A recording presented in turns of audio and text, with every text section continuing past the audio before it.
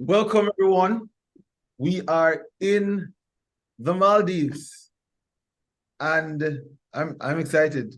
I feel like I've met my Asian equal. I feel like Maldives and Jamaica probably have a thing.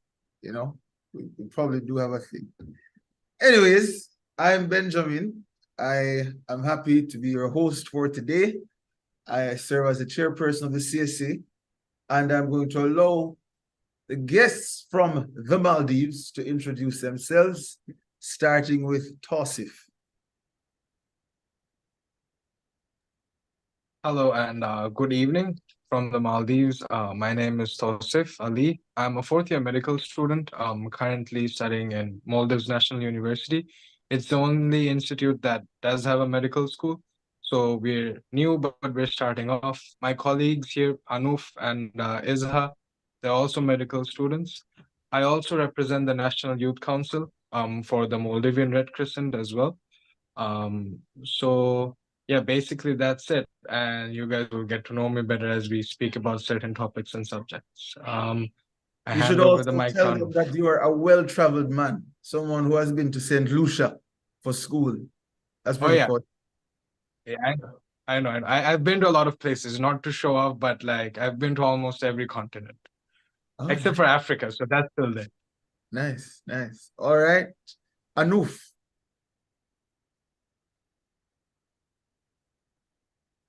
Oh, you're mute, Anuf. Yep, thank you for letting me know. Thank you, Benjamin.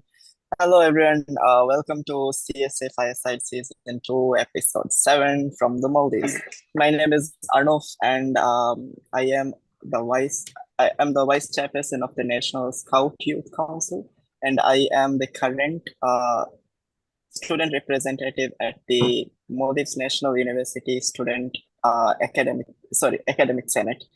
And also, I am the former president of School of Medicine's Student Exco, what we call as Medicos. Yep, that's to sum up about me. Yeah. Nice, nice. Mohammed. Yeah, I am audible, right? Yes, good to go. Yeah, so thank you. My name's Humam, Muhammad Humam Atif, that's my full name. In short, you can call me Humam. So I study at my college and I'm a second and third semester software engineering student over here. So it's really nice to meet you all and I hope to get to know you all better as we go through. Nice. Fatima. I hope I pronounced that right. You Oh. did, but in the Maldives, all the Fatimas, Aishas, Aminas end with a TA. So it's Fatimat. Got you. But it's fine. It's fine. In the broader Alright. spectrum, you're right. I'm catching on. Go ahead.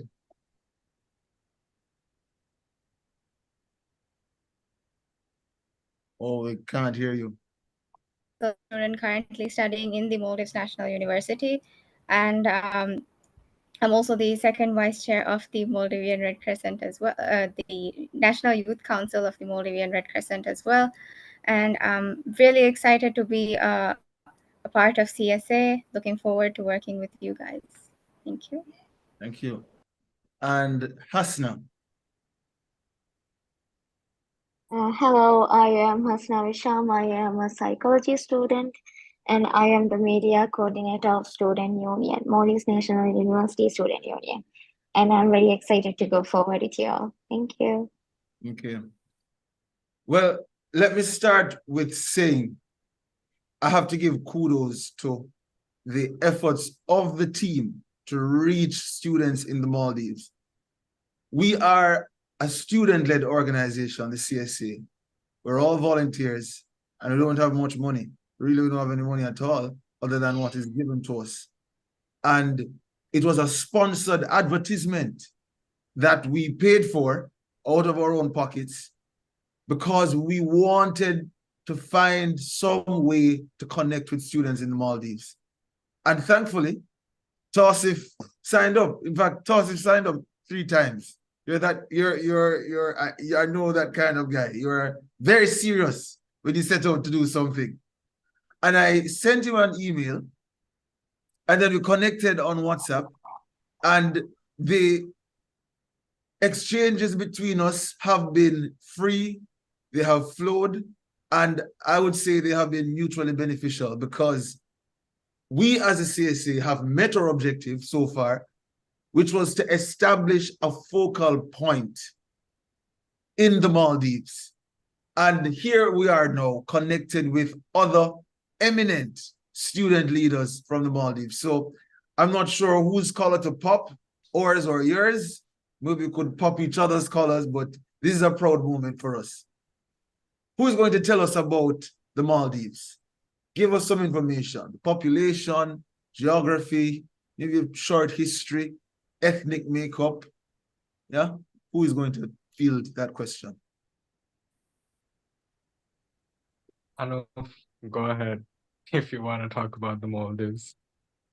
All right, thank you, Tausif. So, about the Maldives, Maldives is officially known as the Republic of Maldives, and we are located in the Indian Ocean, scattered across 26 different atolls, over 1,000 or more coral islands. And the Maldives is also situated in the southwest of Sri Lanka and India in the Indian Ocean. And we are very well known for our stunning white sandy beaches and turquoise waters and the vibrant coral reefs with different colors that you see. And this is what I could say that the most expensive product that we sell for our economy to grow, and even the tourism that we sell in the Maldives. Beaches, that is unique to any other place that you can across the world. And to have an overview about the Maldives, Maldives is around our total population for the last census that we have taken from the National Statistics Bureau. It adds up to around 521,000 people. That is the total living population in the Maldives. And our ethnic distribution comes from around, we are from the South Asian descent. We do have like influences from various cultural and trade routes that dates back to around 16 to 1500s. And there's a common language that we speak that is also called as Divehi. This language is only spoken in the Maldives and in one island in India. Now, previously, this island was under the Maldivian territory, but later on, this island was taken to India due to certain stuff that I don't understand. Probably, maybe politics, maybe the geopolitics that goes beyond my my thinking. But previously, this island was we call it Menikoi Island. This island previously was in the considered as a part of. Till date, they speak Divehi, they write using Divehi language. They are very much related cultural-wise, religion-wise to the Maldivians. However, this particular island is under Indian territory. And apart from this, no other country speaks Divehi language except for the Maldivians. And that is one very unique thing about Maldivians. And we have a very rich history with Arabs, Portuguese, England, like these British influences. These were some of the influences that we have had dating back in our history. We became a protectorate of the British colonialization in if I'm not wrong, in the 19th century. And we did get back our independence from the British protectorate from in the year 1965, if I'm not wrong. And since then, Maldives is a sovereign, independent nation that has its own republic and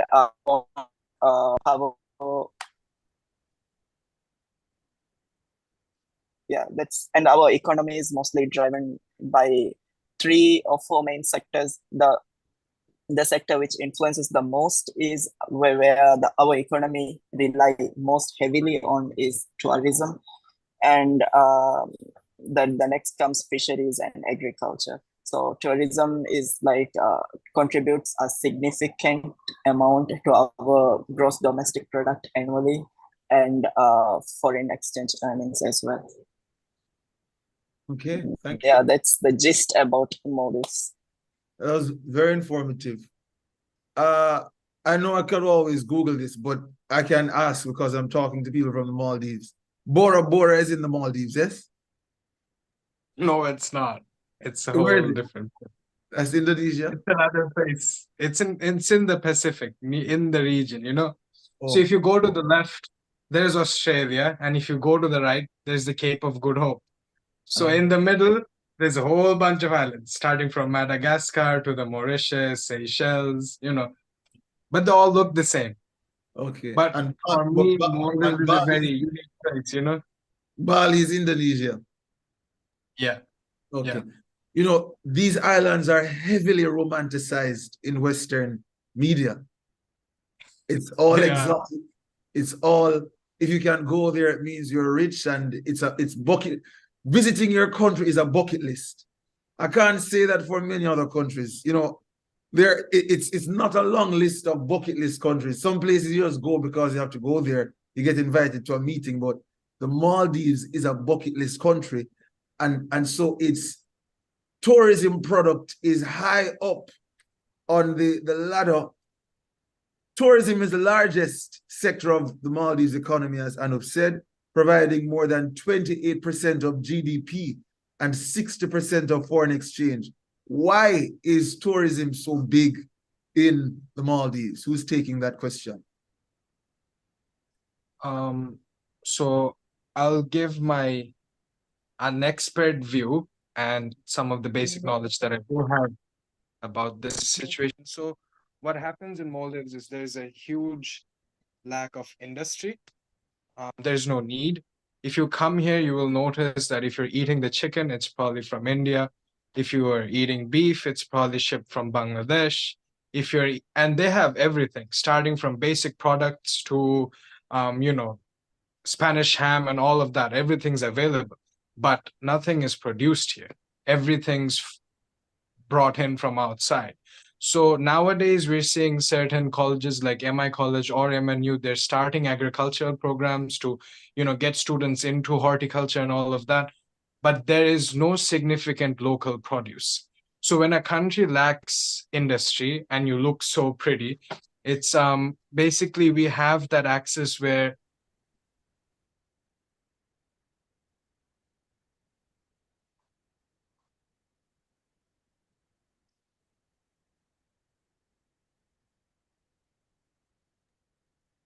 hey, sorry. So what happens is we have to fill in that void somehow. And they have been able to incentivize on this in Maldives in a vast scale. You're seeing millions of dollars coming in just from foreign exchange. So when tourists come, you're only allowed to pay in dollars at resorts. And what happens here is the service is of very high grade. So I lived in St. Lucia for 2 years, and it's been the second best honeymoon destination in the world. But what Maldives does is they get this service and they get this standard to a whole new level. You come here and you know that this whole country is based on hospitality. You won't even realize that you're paying them to get the service. You'll feel that, okay, this waiter or this hotel boy is here to help me that way. And people are coming back again and again. There's been guests who have been coming back for 10, 20 years.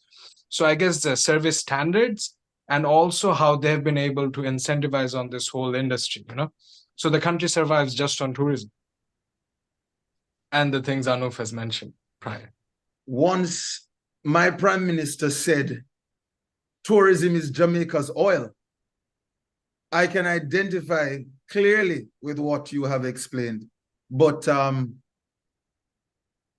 deeper in the question, though, do you think that the government over the decades has failed to diversify its economy? It's one thing to have a brand and natural resources and an inclination towards something. But it's another thing where, as an administration, you fail to expand the economic options. Anyone, what do you think? Can I go ahead? To be honest, I personally think that yes, the government has failed to diversify it. Because as Anup and Sif has mentioned, that tourism is the main thing, and honestly speaking, in this last 10 years, the government has been like trying its best to develop the tourism sector by by introducing different resorts and stuff like that, and developing those places. And rather than that, there are like minor sectors in Maldives that has like gotten far little development than the tourism sector, which includes the fisheries section, like there's MIFCO. I think MIFCO is the only fisheries like big industries in Maldives that handles tuna and some reef fish and dried fish, these kind of things. And honestly speaking, that industry has been going through a loss. Yeah, like it is yeah, it is going through loss, we could say like that. That is one thing that we could actually improve in Maldives, as like to generate some income. But sadly, yes, it has not gotten too much attention from the government as much as tourism. And then, as Tasif said, agriculture is also there. And from the government side, the agricultural business has not been getting any form of support. But however, some NGOs and some institutes, they have been providing their support to develop skills and labor, these kind of things. And who owns the hotels and the tourism products? Some of these tourism products or some of these hotels or resorts have been like few of them have been owned by Maldivians, but uh, as far as I mean, we are a small nation, obviously, and I don't think we have much of an income, and very few among us are, let's say, like financially stable people. So yes, a few of us do own resorts or hotels, but in order to develop these things to the best standards, what the government does is they or they lease out some islands to foreign countries or like companies, and those companies, they will be developing these resorts and stuff in the Maldives, and for our like maybe permanently or maybe up to some particular years, these companies will be handling those resorts or hotels. They will be obviously providing like jobs and employment to the Maldivian citizen and stuff, and we are able to use the economy somehow. But yeah, like most of the resorts or hotels in the Maldives is owned by foreign governments. We could say like that. A few weeks ago, there was mass protest in Bangladesh arising from wage issues. So I learned that these large garment industries are paying average factory workers $2 a day. And these people asked for an increase of $6 to $6, and they wouldn't give them more than $2.75. Now, this platform doesn't allow me to speak as freely as I want, so you can't speak too freely either. But that's total BS. I'm telling you. Which leads me to the question, how much are these people in the Maldives being paid who work in the tourism industry? In the tourism industry, that part is covered well, I guess. Like, so as a teacher, or maybe we won't go to doctor because doctors are starting to get paid very well. But if you are working at a resort and maybe you're a receptionist, sometimes you will earn more than a teacher. So the government made it in that way. So there's a whole generation of youth, even people of my age or Anuf's age, who would rather pick working at a resort than going through 3 years of education, and they don't see the vision. They don't have it because they have lacked it for so long. And it's changing. And it's changing. We're seeing a lot more undergraduate students. We're seeing a lot more people who want to go and do that PhD, get that master's, try to teach their people, But there is an entire generation who did not see any point in getting themselves educated. When, if you look at the social structure of Maldives and the government structure, it's a lot like a socialist country, not not in the ideological way, but the government provides a lot of facilities. Healthcare, everything's covered. You don't have to pay a penny. Even if you have to go abroad to get medication or a surgery, nothing. Government covers your hotel fees, including your partner or your bystander. Education, it's less than 60 rupiah monthly until primary. And then as you go up, if you're in the government institutes, there's not much to pay. Scholarships, doctors get to go and study for free in any country they want to, or engineers, whoever.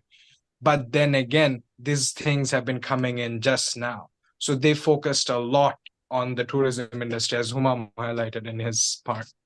Yeah. Hasna, Fatima, I would like to hear from you, the two ladies.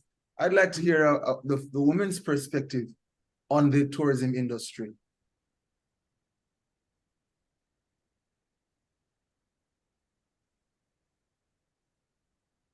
Maybe they're not able to speak. No? Well, ladies, if you're hearing me, please feel free to interrupt me at any point, but I'm going to move to the next question. What is the unemployment rate in the Maldives? The tourism is so big, I'm curious to know what the unemployment rate is. Hi, I'd just like to interrupt here. Sure. I'd like to answer the previous question that you asked, Benjamin. So in terms of females, I think previously it was mostly a very male-dominated industry, those who were working in the tourism industry, all the staff. And that has been changing as well. More recently, there has been an increase in the number of females that are working in the industry. So it was a male-dominated industry? Male-dominated in the sense, yes, I believe it was, yes. The workforce was mostly males, and there was a certain stigma as well, I guess, around females working in the tourism industry, which has changed quite a lot, and there are more people coming forward to work in this. Fatima, is that a gender thing or a religion thing? I believe it must be a gender thing, not necessarily religious. Because, you typically, it is women who flock to service and hospitality industries. So it's curious to note that it's the men who outnumbered the women. But thank you for that contribution. Is anyone able to tell me what the unemployment rate is, even if you don't have the specific percentage? If you're able to say whether it's higher or low? Honestly, the unemployment rate in Maldives is low. Okay, I mean, okay, if you are going to check government records or like private sector records, it may show as high, but honestly speaking, it will be low. Because for me, in the sense employment, I'm speaking not just like people working in government institutes or private places. For example, someone may be employed as I mentioned a bit ago, like fisheries, that's an industry in Maldives, right? So some of the people, like for example, people working in local islands, these people will be going for fishing. So that's considered as a job, right? Or like some people, they will be not registered, but still they will be like going forward to their own form of employment, such as some people in the local islands, they will be farming and they will be selling their products to nearby islands or supplying their products to Male, and like they will establish some form of like income from that. But yes, in places like Male or some of the capitals, I mean, like more developed islands, yes, the unemployment rate is there, and some of the people do like are homeless too. Like, but it is really low. In Okay. one way or another, they like most of the people, most of the population, they manage to find a way to get an income from some source. All right, so I'm going to ask a very foreigner informed question. You get free education, you get free healthcare, you live in paradise. What more do you want? Who is going to answer that? What more do you want? Please.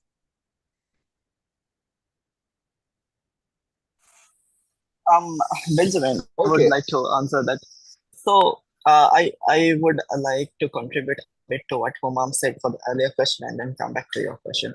According to the statistics that we see, as far as the last update from the National Statistics Bureau on 2022, we have an unemployment rate of 7% in the Maldives, which is very, very low. But then again, this 7% is also considered. I totally agree with Humam. This 7% is also high when we are talking about unemployment rates in the Maldives, because we would never see a working age person roaming around unless we normally do not see, it's not a norm to see beggars and people who are just roaming around with money to asking for money and so on.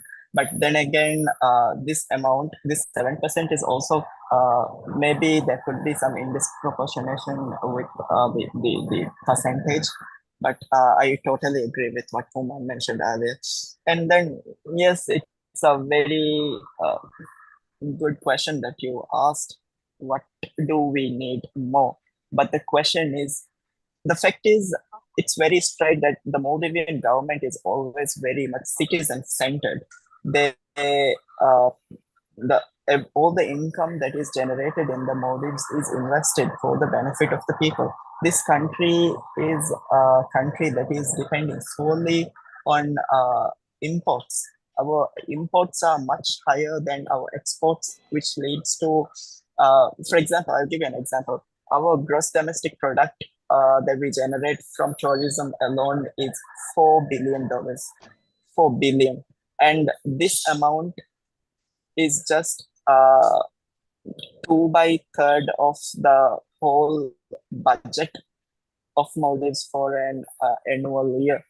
And we take from loans. The Maldives owes to external other parties, other countries around 50 or 60 billion dollars in debt. We have a huge amount. We may say that if we divide the gross domestic product to all the 500,000 people in the Maldives, each one of us would get around a huge chunk per month. But do we actually get the benefit of this is a question to ask. We get free education, we get free healthcare, we get subsidized electricity bills, subsidized water bills, subsidized. But do we have the proper manpower in this country? No. Do we have enough manpower to support our healthcare system? No. It almost crashed during COVID-19.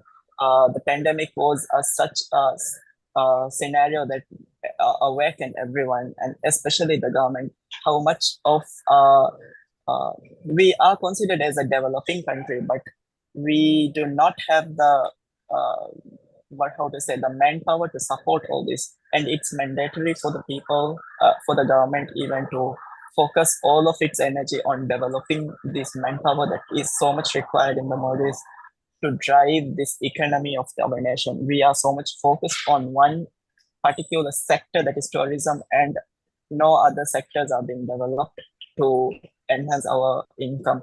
We are going we may not be talking about this, but the World Bank has already shown its statistics. It's all out there. And if you go do your homework, Benjamin, you would also see Maldives is also facing an economic crisis. Currently, our debt is, our debt is much more than what we even earn. So there is a huge debt on every citizen of the Maldives. that we need to keep on paying, and which I don't think will ever end anytime sooner. Hasna, Fatima, before the other gentlemen come in, I'd love to hear your perspective.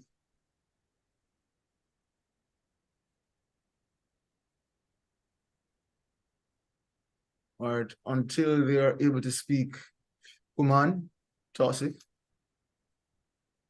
what more do you want? Okay, so Benjamin, also I would like to add, okay, as Tausif mentioned, like Maldivians, we do have an insurance facility called Asanda. Okay, but still, it as You said that's Tausif an mentioned, insurance facility? Yeah, so in that's the Maldives, health yeah, insurance portal. It's called Asanda. And through that, what happens is you go to the hospital, you show that you have this insurance, which is a government-based insurance, and then the insurance company pays the hospital, which is very unsustainable. But I think that's what Humam is going into, so I'll let him have that. yeah.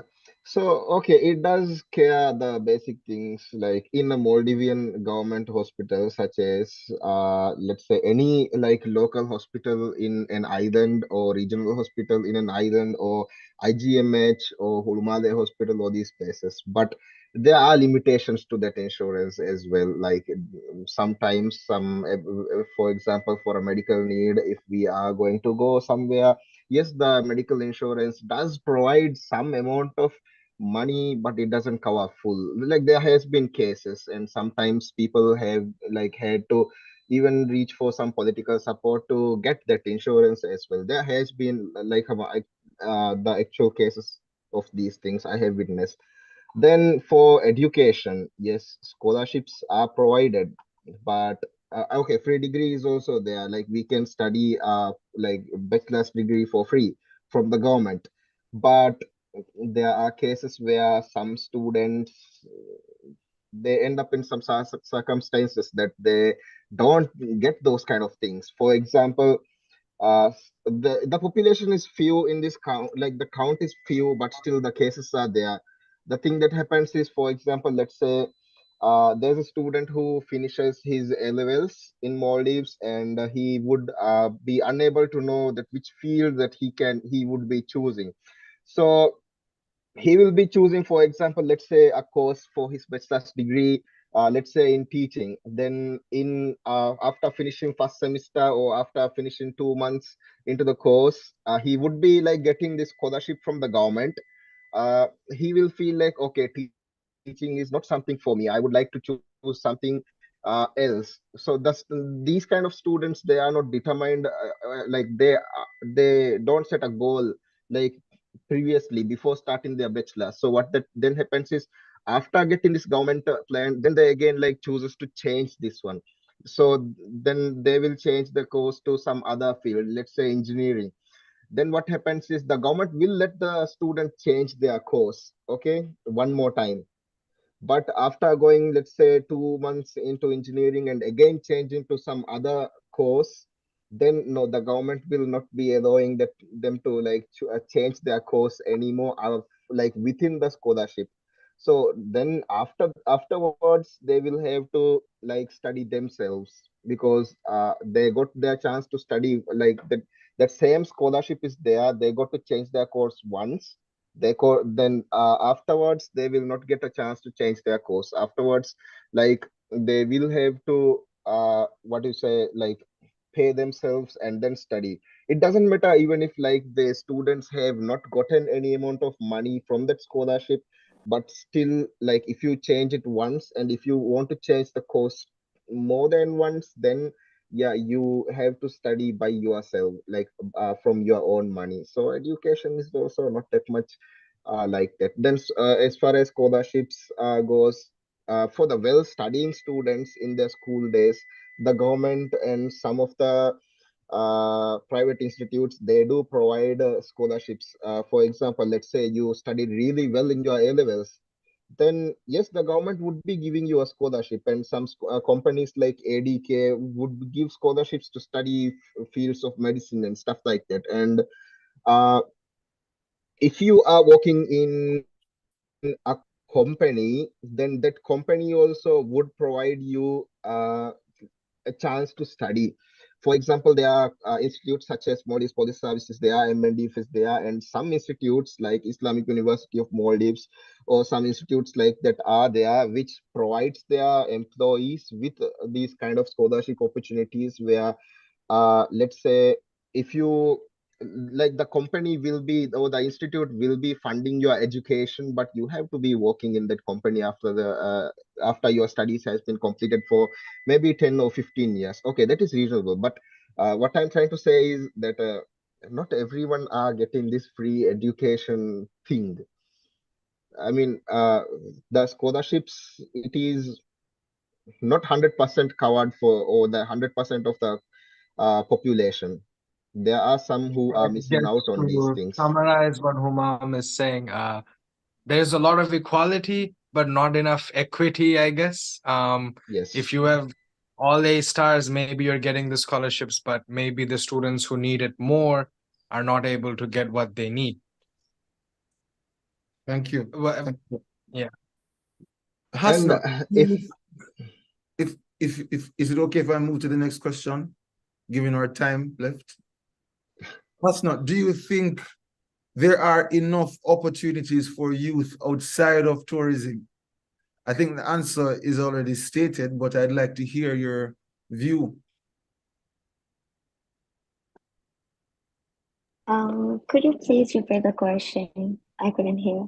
Do you think there are enough opportunities for youth outside of tourism?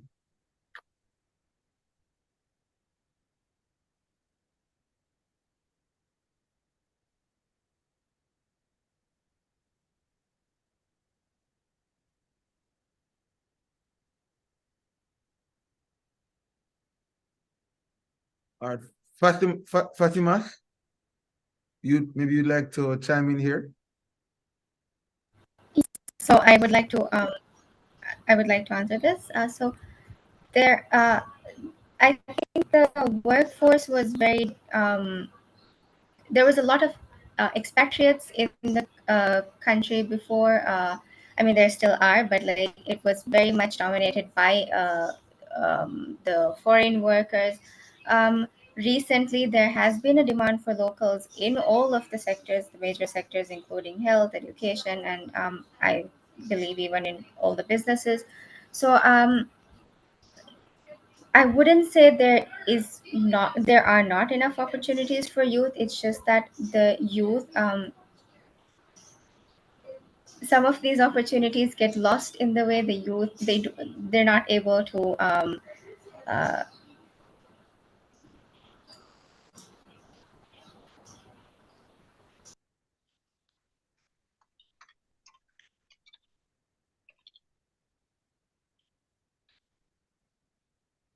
Hello? Would somebody like to pick up from where she left off? Some of the youth.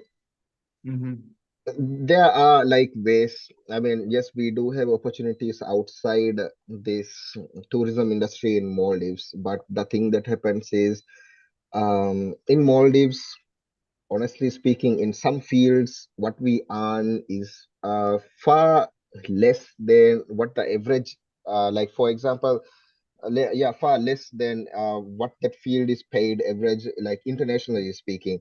For example, let's say, so in the field of, let's say, software engineering, it's a field, right, of occupation. What happens in Maldives is these like designers, or some fields like software developers, some fields like engineers, these people are actually very much underpaid for their work and skill set. So what happens is these people, like they choose to go to other countries where they can earn better. It has happened like this count is actually really high. A lot of people, they study here and they like work in Maldives for maybe a year or 2 years, get some experience, and after that they move to some other country where they can actually be like earn much more than what they are earning over here. So what happens is the Maldivian people are going. So in the end, we are forced to like go for some other like other countries for support. Like a lot of countries in Maldives, India. I mean, I'm a software engineer. I'm a student of IT, so I can like say what happens in my field, right? So in my field, what happens is a lot of companies in Maldives or institutes, they won't be having like local people. They will either like outsource their like tasks to other companies, or they will be hiring someone from some foreigner from either India or Bangladesh or these kind of nations. So like that also the Maldivian like uh Maldivians are not uh, wanting to choose this Maldivian employment because of their payment rates. That happens a lot in Maldives.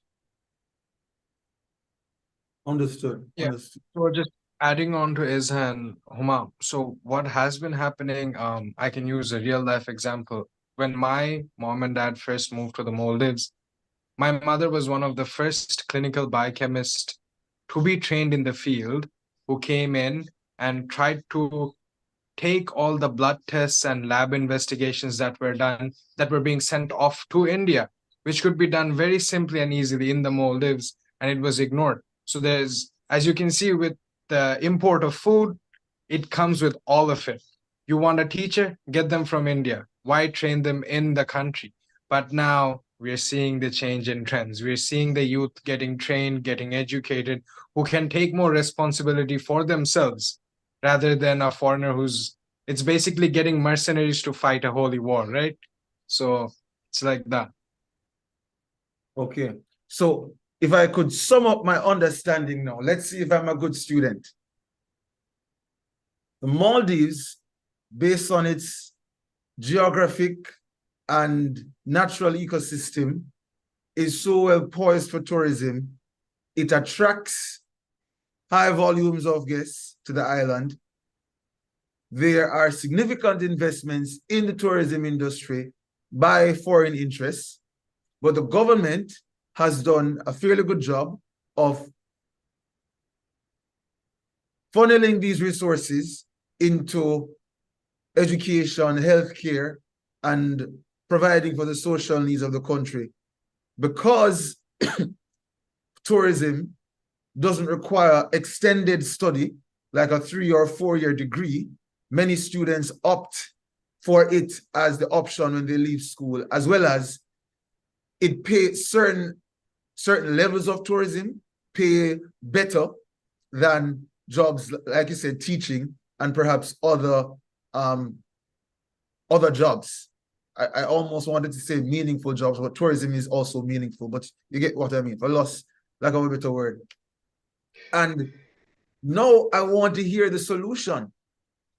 If it is that it's almost a self-serving cycle, how do you tell people do something other than tourism if tourism is what's available and tourism is what is paid? I hear you saying this, but you know what I generally find? I generally find that student leaders have a different thought process. Perhaps it's your experience or your privilege.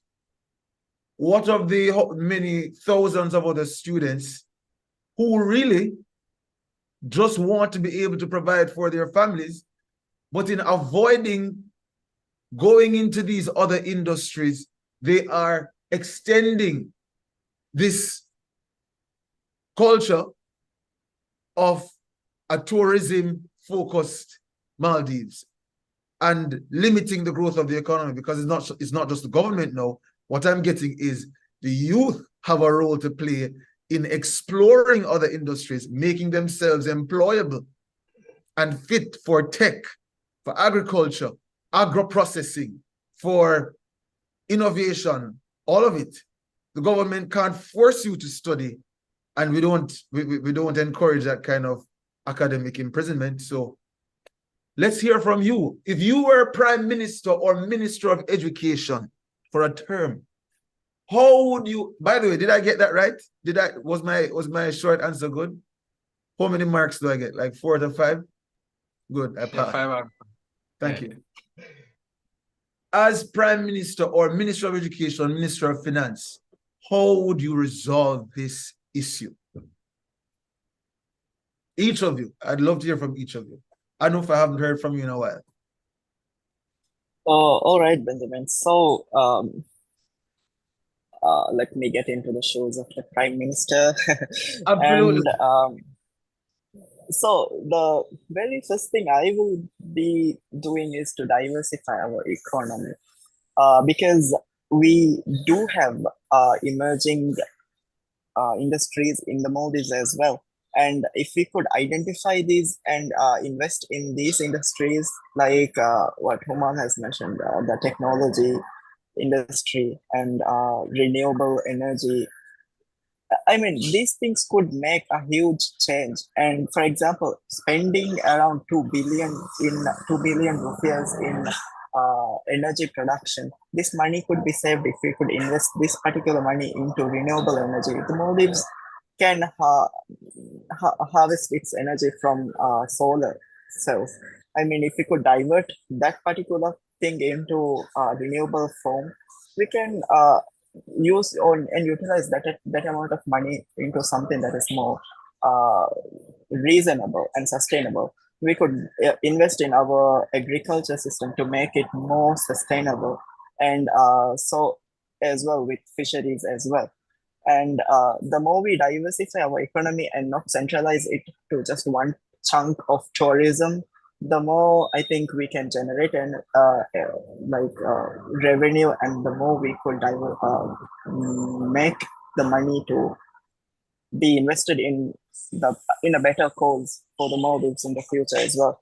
Looking into the education system, we could enhance vocational training. We know that there are students that needs, not everyone will become a doctor or a nurse, and there will be a lower class workforce as well. We could enhance vocational training, which we are doing right now, and implemented that in our school system. We could strengthen this vocational education and technical training programs, and equip every single graduate from our schools to have the skills that is relevant to the emerging industries that is very much needed in the Maldives. And we can foster entrepreneurship and provide support for the students and younger people to, by guiding them into the proper career pathways and assisting them to find the best way, instead of letting a student go in astray and into the drugs, or going astray. We could catch the strongest aspects at a very earlier stage and try to invest in that particular aspect to grow and make them someone who is going to be beneficial for the country someday. And we can reform our educational system based on the STEM model, which I see is very much implemented in the developing and developed countries throughout the world today. While focusing on science, technology, engineering, mathematics, these are the things that can align with the demands of the modern industries that we want to see in the future in the Maldives as well. And the other most important thing is infrastructure development. And also one more thing, the health sector. We need to come up with a better insurance system that can support the healthcare system.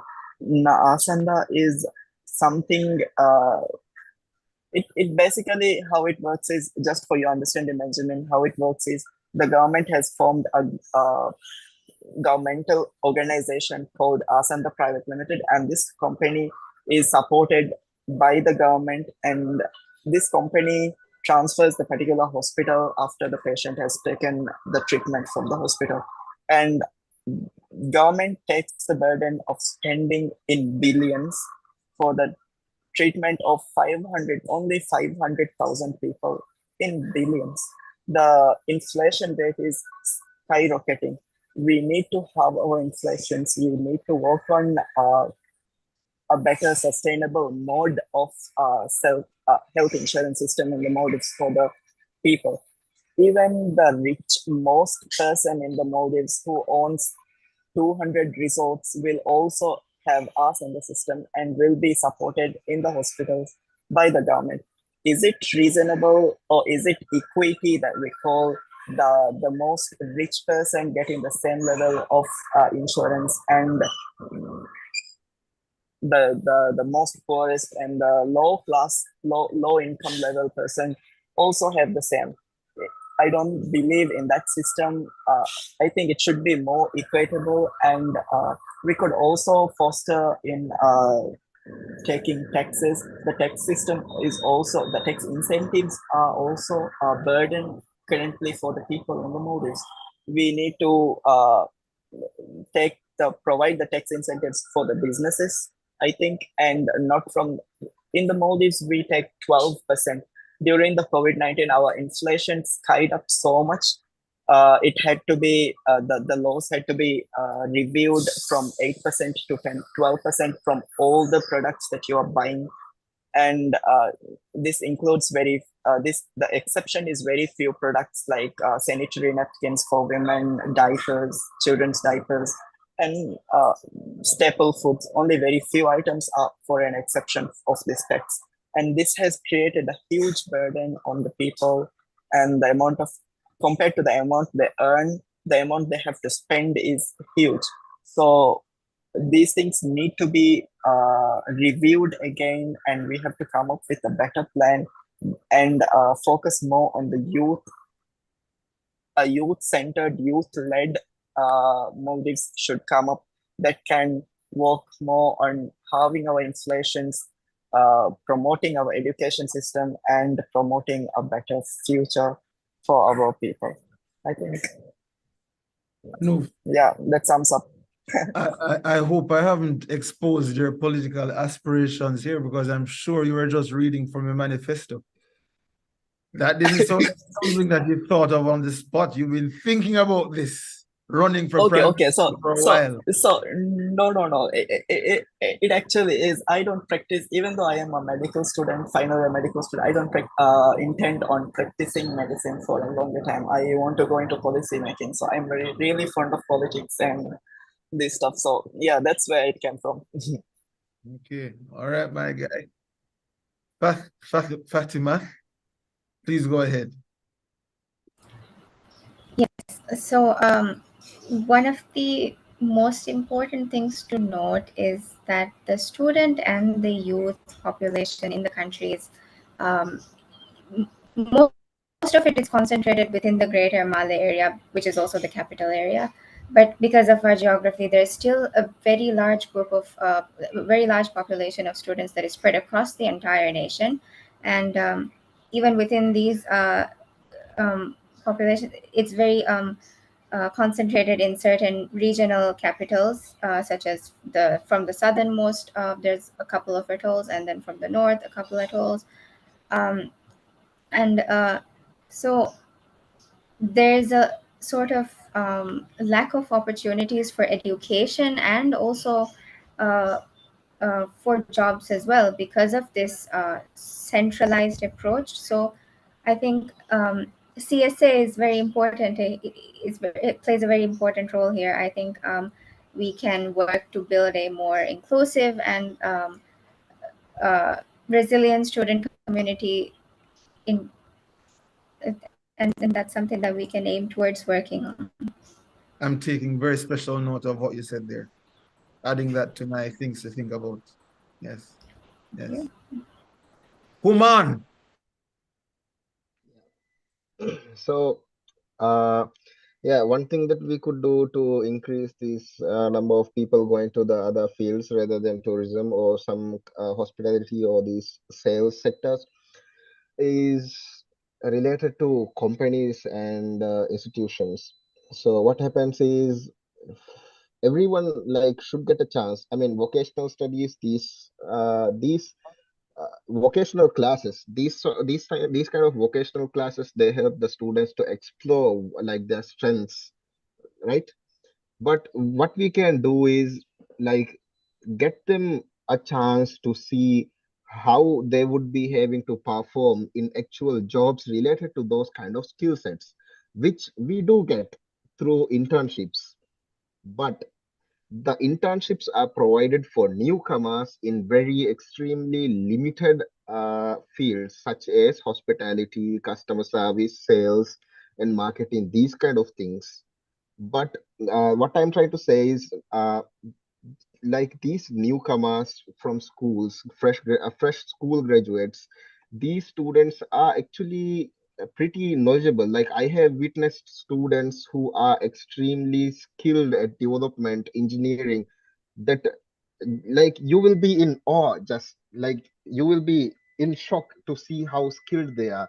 So I believe that these companies or institutions, they should actually provide these students some form of aspect on, or some form of like opportunity to learn how they would be having to perform at a workplace, so that they can like explore that field firsthand, rather than Apprenticeships. going, yeah, apprenticeships or internships. Like they should like increase these fields, so that like they can know, yes, this is a nice field, my hobby is actually a good field, I can work here, it is enjoyable, rather than like listening to their parents or brothers and going to some other fields that they are pushed towards, or friends peer pressured.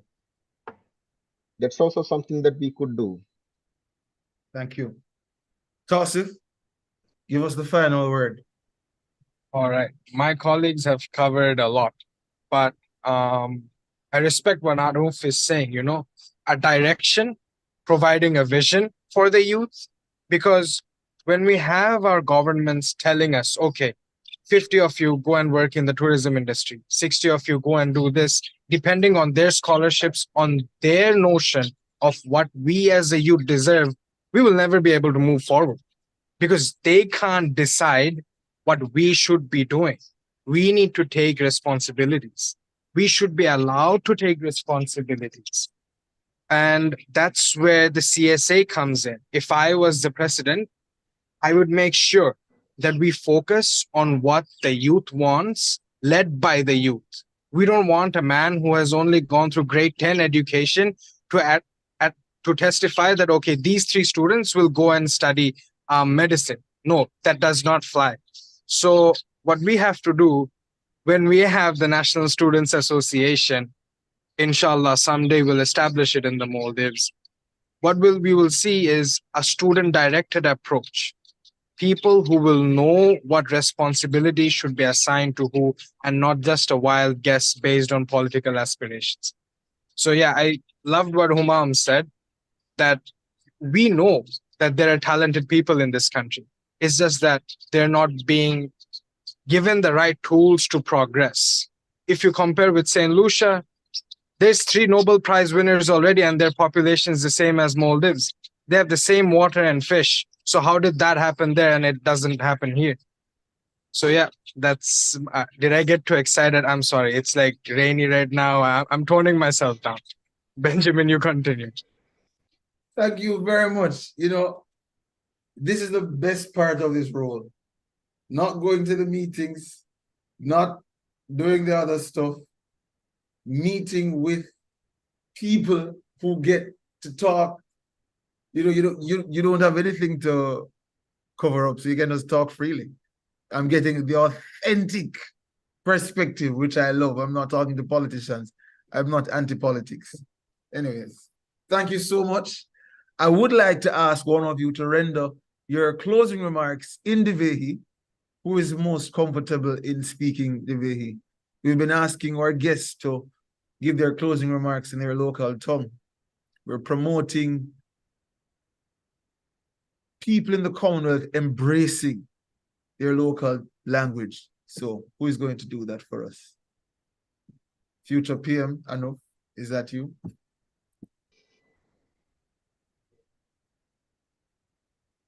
You're mute. Thank you, Benjamin. I would love to. Okay. Assalamu alaikum.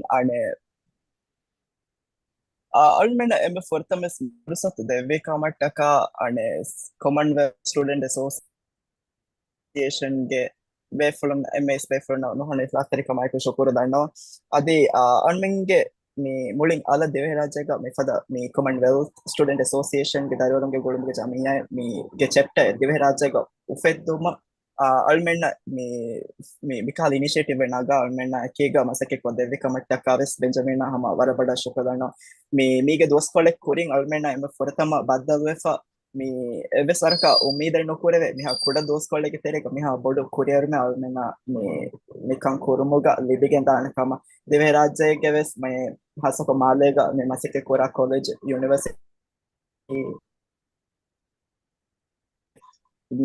fuderaka mi darionge mi union takuge fuderaka ismagamtaka masake kurava befulna ki government namiyadu mi gota baddal kurewmaki hagigatoga ves mi chapter almena deve rajyaga mi huluvegen dioma e yaginkan iturvegen dia kamaka ehen kamun me fursatuga adivese fal hama Benjamin adi Benjamin ge team nohani class tere kama ek shukur ganna adi almena ki masake kodeva puriha farakaka hasako tawsif izha hasna adi humam ama wara ihlas tere kama ki shukur ganna adi me masake almena kamyab kama ki korevena kamuge me wara fehi ummiduga almen nihar mitebe huma eduha intizar koramu hama de fursata shukur ganna.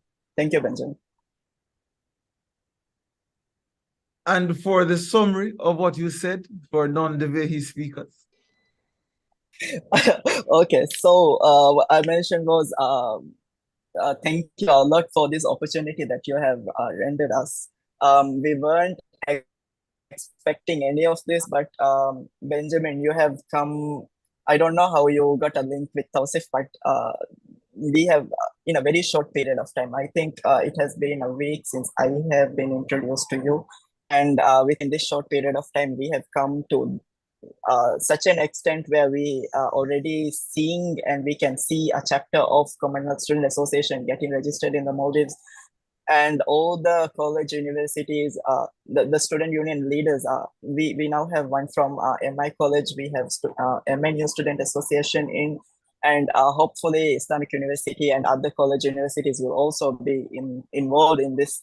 And I can already foresee that we have a chapter of Commonwealth Student Association registered in the Maldives, and we are really grateful for that opportunity under your leadership, Benjamin. That was the summary of it.